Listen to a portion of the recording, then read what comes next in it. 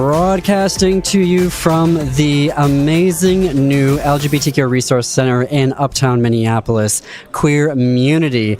We are coming to you. This is the Gaily Show. I am your host, JP Dare Bogosian. This week is a whole slew of preview events leading up to the grand opening of Queermunity this Saturday, November 9th. Queermunity is a resource center and it's a social club committed to bringing the LGBTQ plus community together in Minneapolis, St. Paul, the metro region. And if you're coming down from outstate, greater Minnesota, we are located, yeah, you too now. Queermunity is located on Hennepin Avenue at 31st Street in uptown Minneapolis. It's right next to Majors and Quinn, if you're familiar with the neighborhood. And if you are wondering about parking, which is what I always think about when I'm thinking about uptown Minneapolis, there is the 7 Points parking garage on the same block of 31st that you can access. Lots of good parking there. If you're taking the bus, it looks like Route 6, 114, 612, and 23 will get you here right to the corner of Hennepin and 31st. So check your routes and your bus times at metrotransit.org. Okay, so there is so much happening here at Queermunity, and I'm so happy to have the Outreach and Partnerships Manager, Seth Anderson Matz. Is it Matz or Matz? Matz. You got it. Yeah. Okay. Seth is that Partnerships Outreach Manager. So let's do some outreach, Seth. That's what we're doing. So we're here in the space. I haven't seen it since it was like not remodeled, but since you put all the stuff in there. So, I mean, walk us through the space that we're looking at here, because it is absolutely gorgeous. Yeah, it is really gorgeous, isn't it? It's, first of all, for those of you who can't see it, it's huge. So we have 11,000 square feet up here. 8,000 of that is usable. We say usable because 3,000 of it is office spaces that are for lease for our community partners. So we've got 5 offices around the outside. Right here, right now on this post-election day evening, it is packed. We have, just by my eyes, I would guess about 50 people in here right now. It's a good crowd. Yeah, we're hosting an ice cream social right now with our neighbors at Lala Ice Cream. So folks are enjoying some free ice cream and some free vibes and trying to connect with each other and just plug into community tonight and take care of each other. So when you walk in the front door, we've got a resource navigation desk right at the front. That will always be staffed with a trained staff member who can direct you to anything from haircuts to healthcare, and to have that 3-dimensional, like, real connection presence as you're finding whatever it is you need. The resource navigation team also runs and stocks our resource wall, which has dry goods, hygiene products. We're still in the process of stocking it, of course, but there will also be Narcan available, COVID tests, sharps containers, all those things that you might want or need. As you move through the space, we have a full-service cafe as well. The cafe is located on the back wall of the space. The center is sort of our dining room area and lounge. The cafe has incredible creative food from Chef June D. June's worked in a number of restaurants throughout the country, is a James Beard nominee, and we're just so unbelievably blessed to have June on our team. I couldn't believe it when you said that. You were like, what? Isn't that wild? I know, the menu is so creative, so dynamic, and they've really done a wonderful job of making food that is special and unique and interesting and still accessible and affordable, and that is a really delicate balance to hold. So they've done a really incredible job. We've got also meeting rooms around the outside. So we've got a conference room, a classroom, and a studio space. All of those are available for hourly rentals, and also will be the location that we host our services and our programs in. We'll have a fully stacked schedule of programs and events all week long, all month long.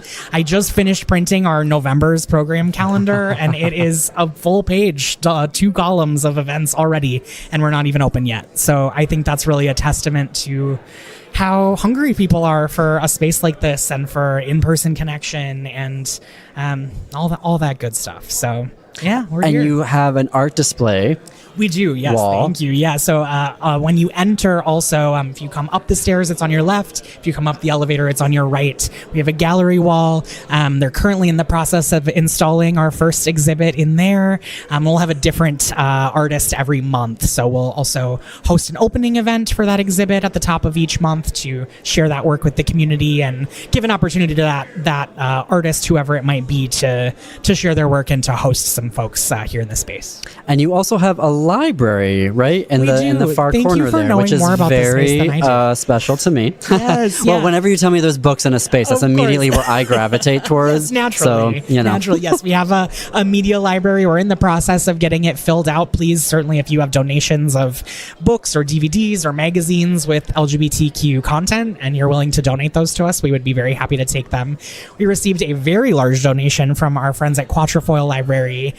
So they've got a whole shelf that's just those donations. And we do ask folks if they're able to toss a buck or two toward Quatrefoil so we can continue to support that space and organization in our community as well. The library is tucked also near our play area. So for kids or kids at heart, certainly the kids at heart in the queer community, we all have inner children who need some tending. So that space is there for us as well. And that's stocked with arts and crafts supplies and coloring books and puzzles and games and all kinds of stuff to keep your kiddos or yourself occupied. What else did I miss?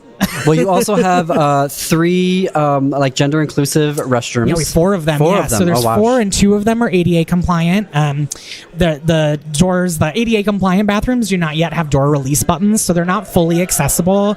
But we certainly welcome folks who are wheelchair users or whoever might need extra support operating those doors to let us know.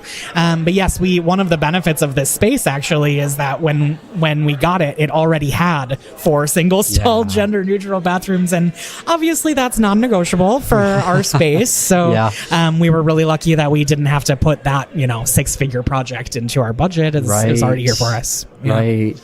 I wanted you to do that for our listeners, and I apologize for those of you that are watching on YouTube. You're just seeing our shining, smiling faces because we can only have the camera going one way. But definitely check out their social media channels that you can find at queermunity.com or queermunitymn.com. Got to get the website out there correctly. But I wanted to ask you about the space because you all are making history here. And I'm going to say this without throwing any shade. I don't mean this as any criticism to folks who have very diligently and committedly, if that's a word, to have an LGBTQ center here in the Twin Cities. And we were really the only major metropolitan area in the entire U.S. that didn't have an LGBTQ resource center like this.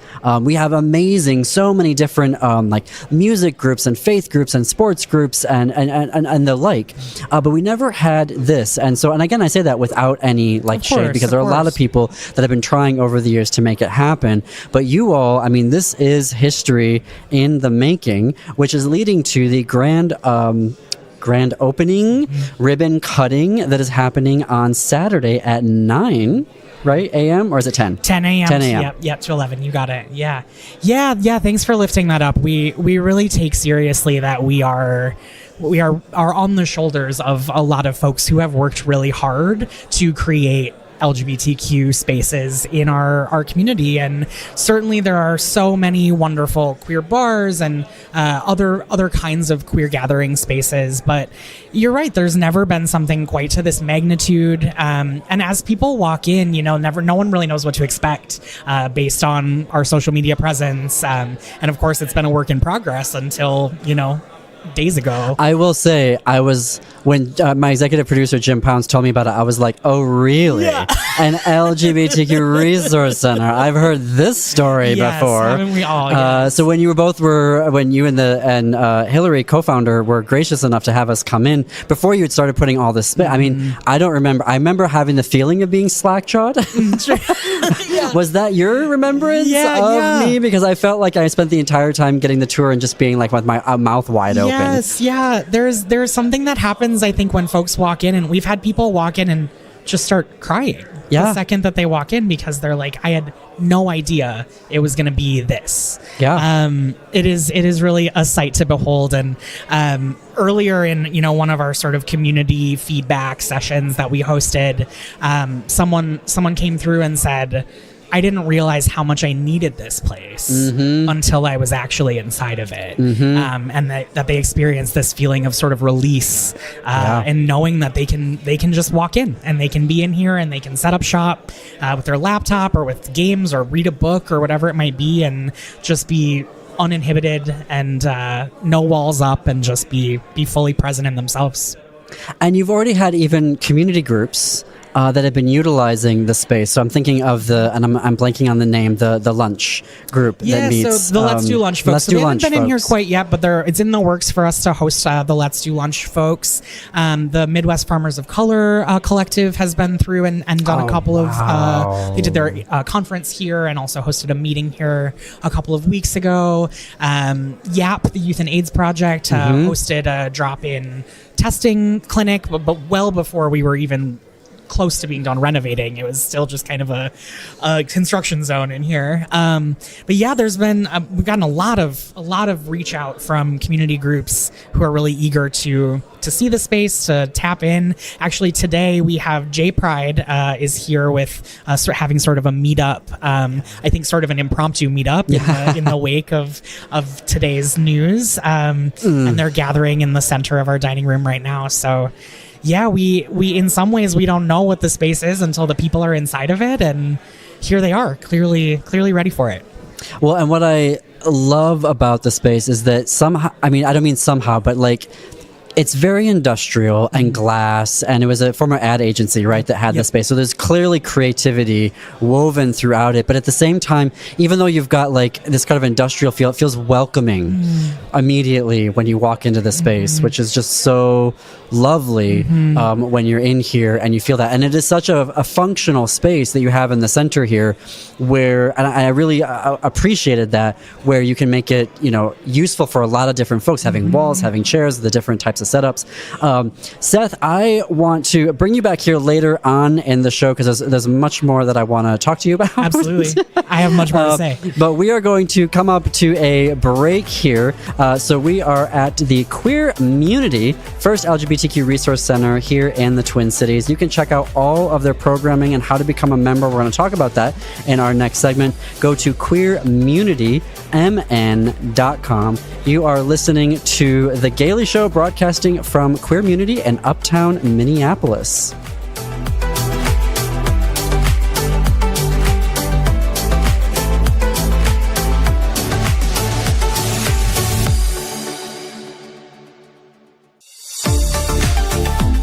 Welcome back. You are listening to The Gaily Show here on AM 950 KTNF, the progressive voice of Minnesota. We are recording this at the Queermunity LGBTQ Resource Center in uptown Minneapolis. We are currently at their Ice Cream Social, which is one of their preview events leading up to their grand opening on Saturday, November 9th. It is amazing to be here and to see all of the people that are here in the space. I am very happy to have joining me now Hillary Ote. Oh, I should have checked this beforehand, right? Ote or OT? Odie. Oh, bad journalist. I should have vetted that before we got started. Sorry, I apologize, Hillary. No problem. Particularly because Hillary is one of the co-founders and the general manager of Queermunity. So I got to say, on your good side. But first of all, welcome to The Gaily Show. Thank you for joining us here. Well, thank you for having me. I'm super excited to talk to you. Yeah. So we were talking with Seth about the space and real generally, like how you have a membership model. So really kind of the overview of that. Like, how do folks become a member of Queermunity? Absolutely. Well, I think, and Seth may have mentioned this before too, but the space is always free and available for anyone to come in, to access our lounge, to come have something to drink or eat at the cafe. But we do have some special benefits for members. One of those being access to programs and also parking discounts on spaces, just discounts at the cafe. A lot of great benefits for members, and the knowledge that you're supporting keeping this space sustainably open for the whole community. There's a lot of different membership options to meet different needs. We have an entry-level membership that's just $20 a month. Seth likes to say that's how much I forget about my other subscriptions are going on. So it's really an entry level, hopefully not too burdensome for folks. Well, there's like services now, I think, on the internet that you could like go on and find out, oh yeah, I have this subscription to Apple and I don't need it anymore because I never go there. So you could do that, folks. You could go on. I don't know what the name of the service is. You could find out what that thing is that you've forgotten, and then spend it here. That's right. At Queermunity. And you would never $20 a month. never cancel your Queermunity membership because it's going to be so fun and so wonderful and Yes. such a benefit for the community. But it's an easy $20 a month, same as like a Netflix or a streaming account. And then we have it's cheaper than Netflix at this point. Is it? And then we have the next level up, which is family. Well, we have a family membership, and then we have a sustainer level for individuals. We also have organizational memberships. Oh. Yeah, so if you are a small business owner, if you have a community group, so even if it's not like a fully formed business, but it's a community group, or if you have a nonprofit or a business that would like to regularly meet in some of our meeting rooms, or have some office space, those organizational memberships have some great benefits too. So is this like queer-owned businesses that can primarily take care of the space, or is this kind of like open to the organization, like the larger community? It is open to the larger community. I think the benefit of the membership is that collaboration within the community. So I think a lot of the organizations that are looking for these type of memberships generally serve LGBTQ folks mostly. Right. But they're going to want to have their monthly meeting here. They're going to want to have their socials here. They're going to want to have their board meeting in our conference room, monthly workshops open to the community, things like that. Yeah. So the membership gives them a great discount on the space to be able to access our conference room. We also have a flex space and classroom that are part of that access. Something that I was thinking about on that end when you talk about classroom, when I got the tour, the pre-tour, was that how folks could do ally trainings. And like accomplished trainings, Absolutely. For the community, like to come here to be in this space, I think would set the tone for the training in a way that would be so much more like beneficial for organizations that are coming in and doing that. Yeah. And I love that you have that offering to the community, that it's not just, coming in and being able to enjoy the space and enjoy the programming, but like there's good work happening here, right, as well, and growing businesses. And part of that where I'm transitioning to with that is, tell me how you got to this point, because I was talking with Seth a little bit about how you all are making history, right? Like you're now making, the first LGBTQ center here in the Twin Cities and larger Minnesota. I want to reiterate that, folks. If you're coming in, you can come in from like St. Cloud, Mankato, Winona, Faribault. Like this is a really amazing space to be in with the community. But tell us, how did you get here? Absolutely. Yeah, it's been a long journey with the steering committee, with the large group. We have about 13 steering committee members, and we've been working on this project for the last 2.5 years. I would be remiss if I didn't mention all of the community leaders who have worked on community spaces and centers in the past to get them going and to have versions of this in the past. So I was asked earlier today, what is this modeled after that has existed in the past? And my answer was it's kind of a little bit of everything, right? So we have had LGBTQ plus centered and run cafes. That's part of what we have here. Yep. We have had drop-in spaces. We have had spaces that have programming. We haven't really had co-working. I know that's a little bit of a new thing. Yeah. But it's the combination of the things here is unique because it's a little bit of everything from the past of what folks have done. And the model is a little bit different. So that's also part of what we spent a lot of time doing. So a big part of the journey to get here was the Finovation Fellowship. So I was a Finovation Fellow, which is a 1-year opportunity for social entrepreneurs to really dive deep into community needs and understand the community, understand their needs, understand what was offered in the past or what other offerings are available that aren't meeting needs. So I really was very privileged and grateful to have the opportunity to spend that time doing a deep dive community needs assessment. We had a number of town halls, focus groups, listening sessions, one-on-one interviews. I interviewed about 60 community leaders. Wow. It was a really in-depth community needs assessment that we were able to spend some time doing. And then taking all the information that we gathered along with surveys and a bunch of just general research to really develop this this model. And so my co-founder and partner, Kayla Barth, and I really spent a lot of time digging through all of that research, all of those needs assessments, and coming up with this model that has had various evolutions even over the last 2 years for us to be able to end up here. So the model started with more of a real estate focus, where we were going to work with different partners to secure a space. We evolved after hearing the community really so verbally and vocally saying, we want a space for us to just be together. Yeah. It has to have food. It has to have, and we have a whole list of things that, it has to be accessible by transit. We have to have gender neutral restrooms. We have to have affinity groups and places for everyone together who is not being served elsewhere. And so the evolution over the last couple of years took us on a huge real estate journey as well. So we looked at over 4 dozen properties. Oh, I didn't know it was that many. Yeah, it was a lot. We worked with we had a great broker. She was fabulous. A lot of the potential landlords weren't so fabulous. We experienced racism and homophobia amongst landlords who did not want us in their building. So it was a really long journey to get to this place where we found a space that checked all the boxes, had a team that we were working with, and the rest, I guess, just kind of fell into place. Every step along the way, every time we had a challenge, it felt like at every turn there was a solution being offered by the community, and it really feels like this has come to fruition with universal guidance, and I think at just the right time for what the community needs, where we are like literally today, and what's going on today is a great reminder that this is what we need, this is what our community needs, and this is the perfect time for us to be here. For folks who are just tuning in, you're listening to The Gaily Show. We are doing a special program from Queermunity. They're one of their preview events, the Ice Cream Social.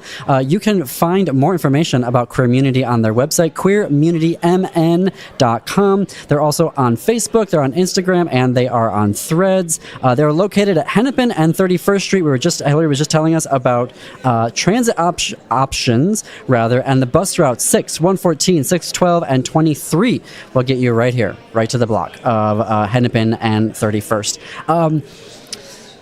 Really quickly, because we have a couple minutes here left, you have the grand opening on Saturday, and there's 3 things that are happening there. So you've got the ribbon cutting that is at 10.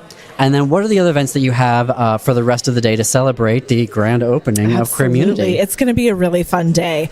So we have the ribbon cutting at 10, and immediately after is Family Fun Day. So bring the kids, bring the whole family. The goal is really for the space to be welcoming to all ages and really intergenerational. We want more intergenerational connections here. So we have puppet making, some arts and crafts, some theater games. We have all kinds of snacks and treats, and the cafe will be open later in the evening. We will have a very varied, what is a better word for that? Extra varied variety show. It's a variety show, but the variety is such a huge variety of things, of performers that we have. It's going to be a great lineup. You can check out the lineup on our website, but it's a after hours 18 plus variety show on Saturday. So that'll be So great. if you're listening to this on Thursday evening, it is Saturday at 7? It's Saturday evening. I believe, yes. More details at queermunitymn.com. And if you're listening to this on Saturday afternoon, our broadcast, then please clear your schedule and come on over to Queermunity. Are there tickets for either the Family Fun Day or for the Variety Show? For the Family Fun Day, no, but the Variety Show is RSVP. So it's free, but we'd really like you to RSVP so we make sure we don't go over capacity. Oh, that's right. Things you have to think about now when you've got a space. Fire exits, safety. And so folks can, I'm assuming, RSVP at queermunitymn.com? Absolutely. Okay. Great. So we've got the 30 seconds left. So we're going to take a break. here. We're going to bring Seth back in because Seth is the guru of all of the memberships, and we want to really dive into the membership categories and how people can become a member and support Queermunity. Hillary, thank you for joining me on The Gaily Show. Thank you for having me, JP. Okay, we're going to take a quick break, and we'll be back right after these commercial breaks. Please support these local sponsors, which keep AM 950 KTNF, the progressive voice of Minnesota, on the air.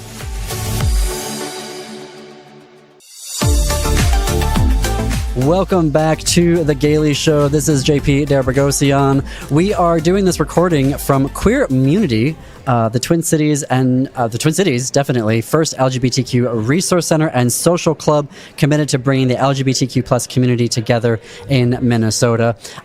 We will have your regularly scheduled programming if you're listening to this on Thursday evening, back tomorrow on Friday. And if you're listening to this on Saturday afternoon, the Saturday re-airing of this, we have a variety show that is happening this evening. It is RSVP only, so go to queermunitymn.com to reserve your space. As Hillary was saying in the previous segment, it's going to be a varied variety of goodness, so definitely check that out.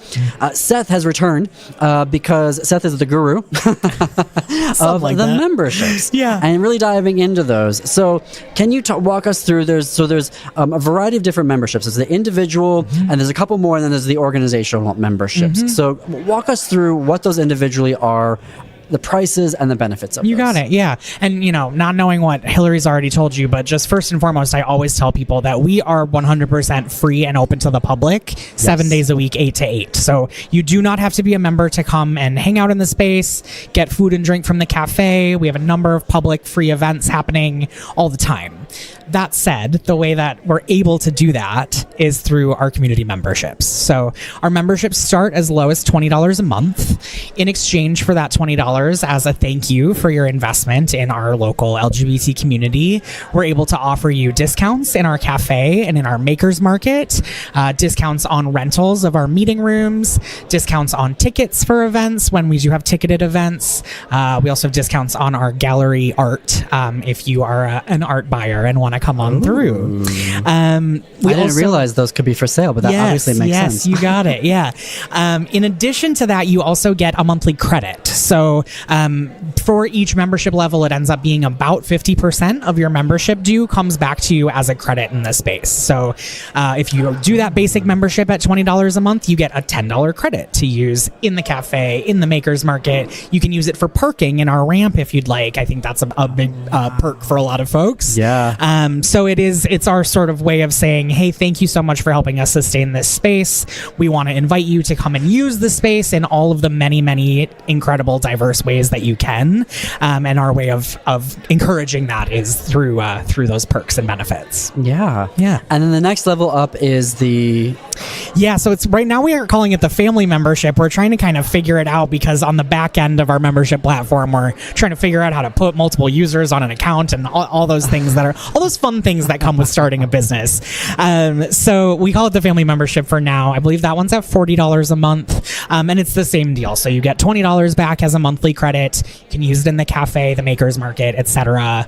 And yeah, we especially welcome folks with kiddos, especially youth, to come on through. We've got a number of families in here right now with some tots, kind of walking through and checking out the space. As I mentioned earlier, we have a play area in the space for your kiddos to hang out to. They tend to kind of gravitate toward it on their own. So the family membership is that one. Then we've got the sustainer membership at, I believe it's $80 a month. And then we've got organizational memberships as well. So the organizational memberships have a higher discount. It'll be 30% on especially meeting rooms. We anticipate that's what organizations will mostly need from us. And then also that discount applies to the cafe. So if you want to have food or drink for your meeting or your event or whatever it might be, there's a discount on that as well. And again, it really is how we sustain our space. It's how we pay the staff. It's how we keep the lights on, keep the bills paid. So this is an entirely community funded operation. And the benefit of that to us is that we aren't, sort of groveling for grant funding. We're not having these sort of, heavily earmarked funds. We're able to freely use our resources however we feel that we need to or want to, and also able to share those resources a lot more freely with the community. Grants are nice, but there's just a couple of, queer folks know this, the grant-making world doesn't necessarily prioritize the gays and the queers. It's true. It's true. I even think about, speaking of lost LGBT spaces, I think of Patrick's Cabaret, which was very near and dear to me. A huge part of the sunsetting of that organization was grant funders that would say, we're not really sure if we're comfortable funding this LGBT organization. And they actually, Patrick's Cabaret in particular, had a huge lawsuit around discrimination of a grant funder and won. So that's incredible precedent. But yes, it's increasingly difficult to access funds via grants, via wealthy donors. And then of course you're beholden to the grantors and the wealthy donors instead of the community, which is really who we're here to serve. It's very...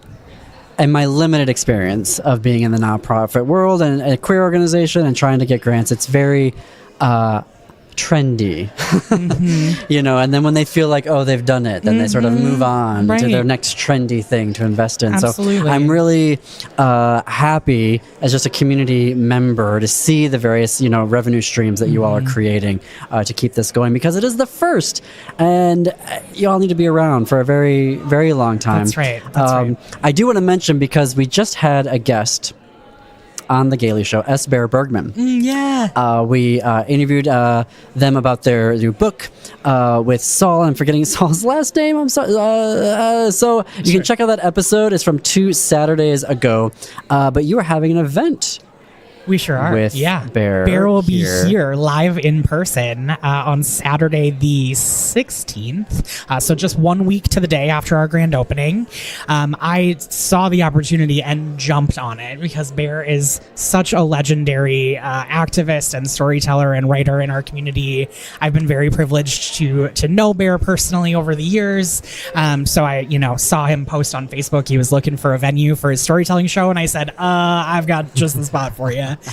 So yeah, we're thrilled to be hosting that event. It's co-sponsored by J Pride and Jewish Community Action. We're very, very grateful for their support. We're really excited to have him. It's no. I'm gonna laugh to keep myself from crying.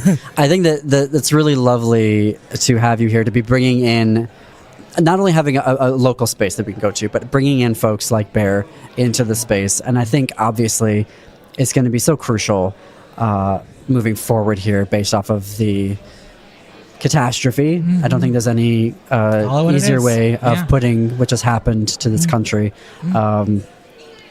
And so I guess as much as you'd like to, how are you kind of processing that in the lens of what this space can be for the community, given that we're going to need this now more than ever? Yeah, absolutely. We posted a sort of public statement this morning to our listserv and to our social media, and part of that message is, we timed our grand opening on purpose. We knew that regardless of the outcome of the election, that people were going to want and need gathering space to be in solidarity with the community. And man, even today we said either it's going to be dead in here or it's going to be slammed in here tonight. And we are thrilled to say that it's the slammed option. It is bumping in here. So yeah, in some ways it is. I don't even think that's a chair free. Yeah, it's slim pickings for seating options right now, which is lovely. So we knew in one way or another that the space would be needed today and certainly in the days ahead. I just on sort of a personal note, but also as a representative of this organization, this is not actually new for us as a community. We have been through violent regimes. We have been through systems of dehumanization for centuries. And we have always found ways to support each other and connect and share resources. And whether it's, in an underground way or above ground way, we are certainly above ground here. We are on the second floor, but above Majors and Quinn. And there's something too about this space that, someone came through and said, there's a lot of windows. You can see there's a window behind me. The folks are on YouTube. Yeah. All of the offices have windows in them. There's a ton of natural light that comes in. When we don't, when we're working in here during the day, we often don't even have the lights on because the sun does the job for us. And there's something like really healing about that for our community, for a people who have historically gathered in basements and cellars and alleyways and back rooms and in hiding, to be very much out in the open, in the sunlight, visible and together is I think quite remarkable. It's, as I was thinking about and prepping for our conversation today, I was just really, how do I put this? Knowing our queer history, in this country, which was, there was the bar raids where we were trying to create our spaces, and the police would raid them, arrest people, publicly shame them, out them deliberately so that they would be fired and lose their jobs. Right. We have states where it's still legal to fire people for being queer and be kicked out of their apartments and housing. And it just... I remember when I heard about the timing, I was like, oh, do they really want to open it? Yeah. The first week. But hearing you talk about that, I mean, I appreciate the intentionality around that. Because we did another show that I host, This Queer Book Saved My Life. We had a guest, James Darville. It was the season 2. I think season 2, episode 2, for folks if they want to go listen to it. But he was talking about how our existence, our living our lives, our living our love and our truth is an act of revolution. Absolutely. Is an act of resistance. And so I feel like on the one hand, I've been very repelled by people saying, get over it and the fight starts back tomorrow, like process your feelings and move on. Right. And I'm like, no, that's not how trauma works. No. But also, recognizing as I was prepping for this conversation of how much celebration and joy is resistance, is revolution. Absolutely. And, in the sort of closing of our statement to the public, we say, queer joy is an act of resistance, and queer grief is too, right? To take the time to be together and be in your feelings and be in community and say, hey, you know what? This sucks. And this is not okay. And we're not here for it. And to not run away from that feeling, because to take the time for that grief is also revolutionary. It is. Seth, thank you for joining me here on The Gaily Show. We are going to take one last break, and then we're going to come back and wrap up our broadcast from Queermunity, the ice cream social. This is AM 950, KTNF, the progressive voice of Minnesota. Welcome back to The Gaily Show. I'm your host, JP Derabagosian. We are recording this episode at Queermunity, their ice cream social, one of their preview events leading up to their grand opening, which is Saturday, November 9th, with 3 different events happening. The ribbon cutting at 10 a.m., the family fun day that happens right after the ribbon cutting, and then a amazing, as I'm being told, variety show happening in the evening. If you want to go to the variety show and you're listening to this on Thursday night or Saturday afternoon, go to their website. It is ticketed event only, so queermunitymn.com. Joining me now is one of the guests, attendees here at the Ice Cream Social, who is also, we're going to get into this as well, one of the renters, the businesses that are located here in the Queermunity space. So, Lucinda, welcome to The Gaily Show. Thank you, JP. I love that this is called The Gaily Show. Like, how much fun is that name? That's the most fun. It was a Saturday night, because we were thinking about, like, what are we going to name the show? We went for weeks trying to figure it out, and it was a midnight on a Saturday night brainstorm. I was like, oh, The Gaily Show. So I appreciate that, and I love telling that story because, anyway. But Lucinda, tell us about your connection to Queermunity, your impressions of the space and the event so far. I will be happy to. So first of all, I'll talk about the event tonight. Walking in, I could hear the moment I opened the doorway downstairs off of Hennepin Avenue, the crowd sounded happy, it sounded jubilant, and it sounded connected. Lots of voices, lots of laughter. And I thought that that was really interesting, actually, because today, a lot of people are calling today a dark day. It's, the day after Election Day. It's the day where we have some difficult news that we're all grappling with. That's one way to put it. That's a mild way to put it. The mild way. And, and honestly, it is, when I walked in this evening, I was really heartened to hear all that connection. And so let me back way up to when I walked in this morning, because I, like JP, like you said, I have an office here. I am the renter of one of the office spaces at Queermunity. And I walked in this morning and got to see the folks who work at Queermunity instead of being isolated in my home office. And I felt so grateful for that experience of walking right into the arms of a community space that's been built for us, and what fortuitous timing that we have with this opening. We were just talking to Seth about how because I remember when I heard that they were doing the pre-launch events and the grand opening this week, and I was like, oh, do they want to do it that way? Depending on how the election went, for this very reason. And Seth was talking about how that was intentional and designed that way so that there could be this space. And so I think what they were planning for is exactly what you were describing right now, of being able, in the absolute worst case scenario, to be able to walk into the space and to feel the vibe here, which is very clearly upbeat and in a good way, right? Yeah. Yes. Yeah. And I think people are real about what's happening, but we also know, I mean, as a community, I don't think personally that there's a single LGBTQIA plus person who's not already resilient. I think we can all do things to build our resilience, but really I do think that just from our lived experiences, we have so much resilience in us already. And so to me, this is a signal of resilience, walking in and seeing people connecting, seeing people in conversation, seeing people, even those who are taking a little space to themselves, they're still here and sort of bathed in the warmth and the voices of the community. And that feels really good. Yeah. Yeah. So another way that I've been involved with Queermunity, actually, I joined the steering committee way back in March Oh, wow. of this year.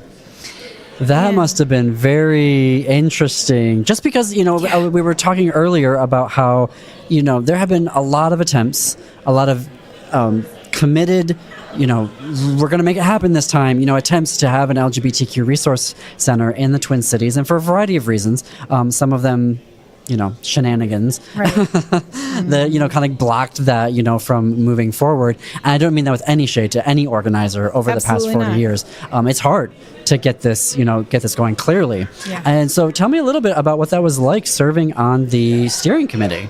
Yeah, I'll be happy to.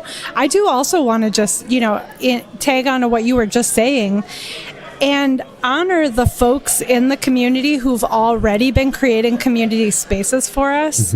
Like, there are so many folks who've been doing what they can with the resources that are available to create community spaces, and I'm beyond grateful for that. And so when I kind of sat on the choice to join the steering committee for a while, I met with Hillary and KB over a cup of coffee and got a sense of what their mission was and where they were at in the process. And it was most exciting to, I joined pretty late in the process. They had already been going at this for a couple of years, gathering community feedback, getting a sense of how they could fund this project, and figuring out where to locate it. And at the point that I joined, I sort of got whisked into all these final stages. Like, I got to go on building tours. So I was part of helping to pick this location, which was really exciting to walk in here and to feel that sense of like, oh yeah, this is the right space for us right here. And the steering committee itself is, it's racially diverse, it's age diverse, it's gender diverse, it's abilities diverse, it's so intersectional, and that helped me to feel almost immediately like, oh yes, the intentions and values that the organizers, Hillary and KB, and the other folks on the steering committee have are translating into action. They're not just hollow value statements that are well-meaning. I'm always looking for people who can take those ideals and bring them into the phase of action and the phase of reality. And so I can see that reflected around here tonight, like as I look around and see people of so many different identities, so many different intersecting identities. And so that means that I, with my own intersecting identities, can feel even more comfortable, even more, at home and at ease. So I'm looking off there. There's someone actually throwing a paper airplane, which is just a really nice vibe right now. So as much as you'd like to share, having been on the steering committee, having your business located here, what would you hope, what would be your vision and your hope for this space now leading into the world that we've been placed into by half of America? I really appreciate that question. As much as you would want to share that, because I find myself wanting to talk about it and then not wanting to talk about it in the span of 30 seconds. That emotional pendulum. And so I want to honor that in the people that I'm talking to. And I know a lot of folks that I'm talking to digitally, social media, in person, about how scary this time is, largely because of not knowing, right, what's going to be coming next. I mean, there are things we know in Project 2025. I mean, that was pretty clearly laid out of what to expect. But for you, as much as you'd like to share about your hopes for what Queermunity can do to support the community in this time. Yeah, I really hope that people will dig in to the part of this space that is resource, So we can talk about resource in a couple different ways, or quite a number of different ways. Resource can refer to the physical things that help us just get our life taken care of: food, shelter, clothing, transportation, money, etc. We need those kind of resources. We need service resources like health care and mental health care and body care. We need to have psychoeducation, somatic education. We need the arts. We need creativity. We need all sorts of different practitioners in our lives who can kind of help us build a toolkit for our own personal survival, no matter what the external world conditions are. And that's something that Queermunity does provide. So there's resource navigation here, as well as a free closet full of all sorts of different resources and supplies. There's also resource in the form of relationship, right? So one of the ways I hope that we can provide for the community is that we connect people, we connect community partners with each other, and we connect community partners with people. I hope that people will really lean into all the various resources that are available to get needs met, to really feel like everyday life can happen a little bit more easily. But then beyond that, there's so many resources in the form of like political education, organizing, community organizing, mutual aid. There's resources in the form of radical, exposure to radical values. And what I mean when I say the word radical is at the root. The meaning of the word radical is really wholeness at the root. And the root for me is liberation, it's freedom. And so I think Queermunity is set up to provide all sorts of events, connection opportunities, education opportunities, and space where radical values can be transmitted so that we can give each other tools, we can give each other hope, we can give each other stories, we can hold each other when things are desperate and scary and terrifying. We can really take refuge in this space. And that's what I hope Queermunity will do for all of us.